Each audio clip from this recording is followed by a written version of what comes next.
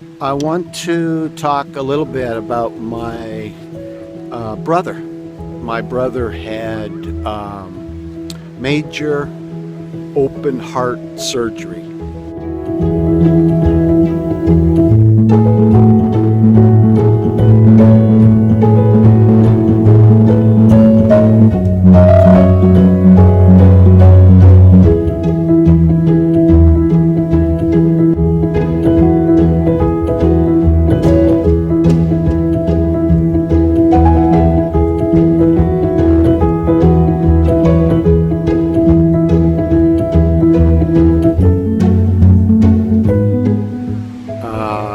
At the beginning of April.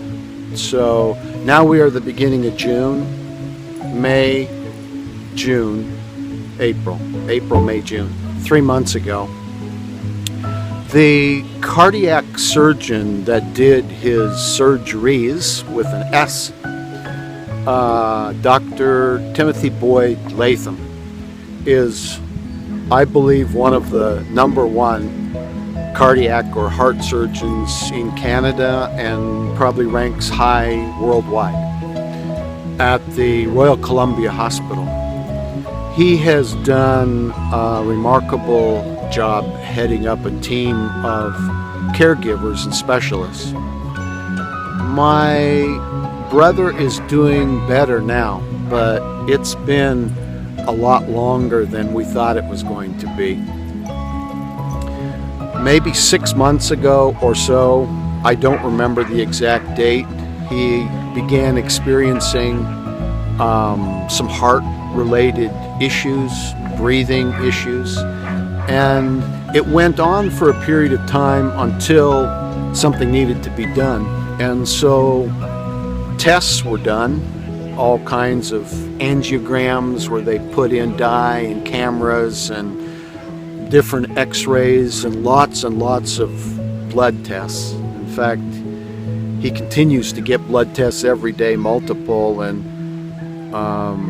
they poke and prod and look for good veins, and there's a whole process in somebody going through what he's going through.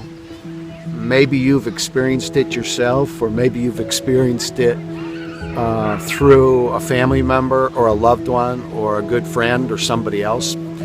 I don't know, but it's been very interesting going through this with my brother to see how brave he is and how much a man of character and how much I love him.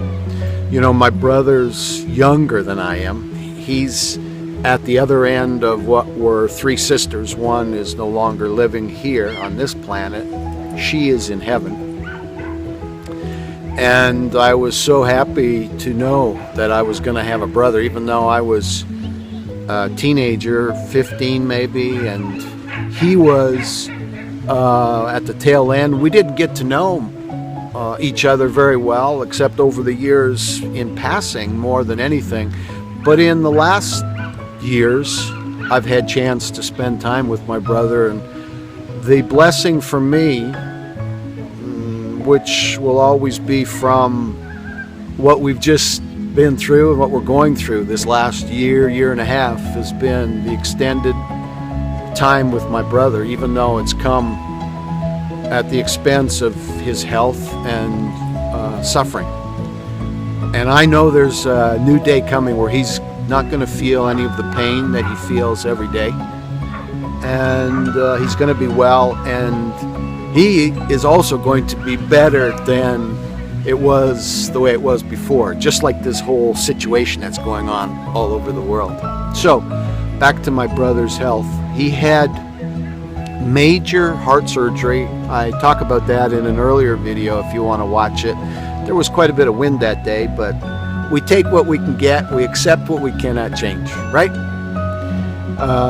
So they opened up his heart after all the extensive tests and waiting and trying to make sure that his numbers were in the right range and a good candidate and all of the rest. And let me just check if this is taping, because it'd be a shame. Yeah, it's still working, no problem. Let's continue. They opened up his heart, and what they did was they replaced one valve with a mechanical valve, pig valve, St. Jude, which ironically is exactly the same valve that our father was given now more than 30 years ago.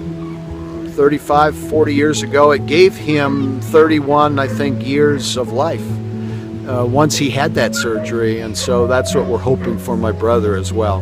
That was a big piece of the surgery. And then one of the smaller valves of the four, they did some repair, put a loop in it, and just overall helped those valves, which pump blood in and out, helped them function much better than they were due to, I guess, a number of factors. Then they did 2 bypass and some kind of surgical procedure on a part of the heart. So my brother's a pretty big guy, and when he came out of that 8-hour plus surgery, which was long, they had to do some x-rays and scanning and so forth, and the movement of him, because of his size, caused a lot of pain. In fact, even with all of the medication and drugs during that time, he said it may have been the worst pain he'd ever experienced in his life. During the surgery, they had to tie his arm and do different things, and perhaps somewhere in all of that process, with the best of care and the best of intentions, something happened that caused complications that he's experiencing today in his arm and in his left leg. So these are the 2 things that we're dealing with today, and why a little over 2.5 weeks ago he was readmitted to the hospital, where he still is, getting attention by the wonderful cardiac surgeon, Dr. Timothy Latham, and his team of neurologists and pain management people and all kinds of other specialties, great nurses, great staff at Royal Columbia, involved in helping address the 2 primary issues that my brother's experiencing. One, in the arm, there's been nerve damage. Some were triggered in the shoulder, but he feels it throughout his arm and into his hand and fingers.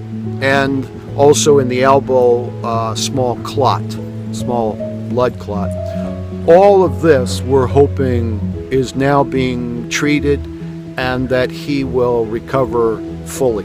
But there's a lot of the nerves in our complex created system that is not easy for anyone to fully understand, not easy for anyone to fully x-ray and look at from different angles and so forth. So a lot of it's done through testing and best practices and so forth, and through medication and physiotherapy and through other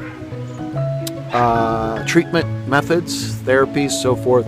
We're very hopeful that he's going to restore pain-free use of his arm, but that will be maybe several months away. So there's lots of hope and lots of reason to be experiencing lessons of patience during this time, not only from the greater global situation, but from each of our individual situations. So my brother's arm, we're looking forward to it being healed completely. His leg, about 12 inches, a foot, I don't know what that is in centimeters or meters, but about this long, the size of the last trout fish I caught.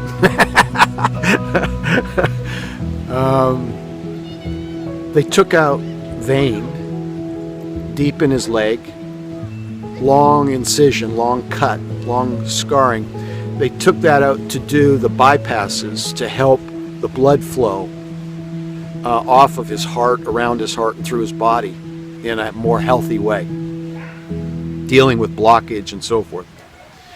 And something happened in his leg that it became very infected, and they didn't know what it was.